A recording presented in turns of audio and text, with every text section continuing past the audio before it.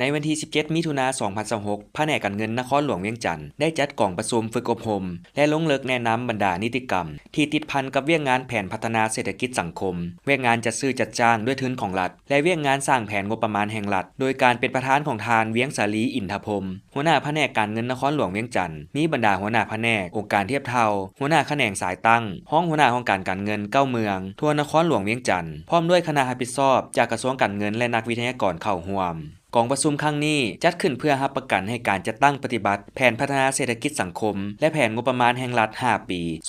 2026-2030 บรรลุผลสำเร็จตามระดับคาดหมายและมีความเอกภาพกันในทั่วระบบการจัดตั้งนอกนี้ยังมุ่งเน้นให้พนักงานวิชาเฉพาะกำแน่นความสำคัญของ3เวียกงานหลักคือเวียกงานแผนพัฒนาเศรษฐกิจสังคมเพื่อเป็นเข็มทิศ4ทางในการเติบโต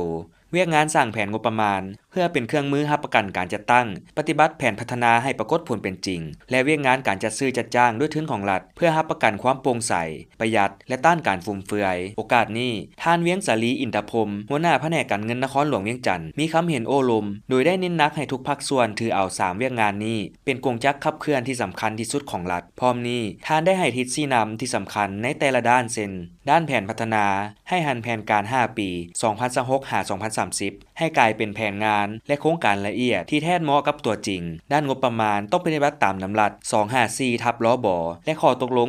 0200/กงเกี่ยวกับกำหนดหมายใช้จ่ายอย่างเด็ดขาดเพื่อรับประกันการประหยัดและความโปร่งใสพร้อมด้วยการจัดซื้อจัดจ้างต้องมีการสร้างแผนก่อนจึงจัดซื้อและต้องแจ้งการประมูลลงให้มีการแข่งขันที่เป็นธรรมท่านประธานยังเรียกร้องให้บรรดาหัวหน้าแผนกการและเมืองนำเอาเนื้อในจิตใจและบทเรียนจากกองประชุมไปพันขยายจัดตั้งปฏิบัติในเวียกงานตัวจริงให้มีการหันเปลี่ยนอย่างตั้งหน้าเพื่อผลประโยชน์สูงสุดของรัฐและการพัฒนานครหลวงเวียงจันทน์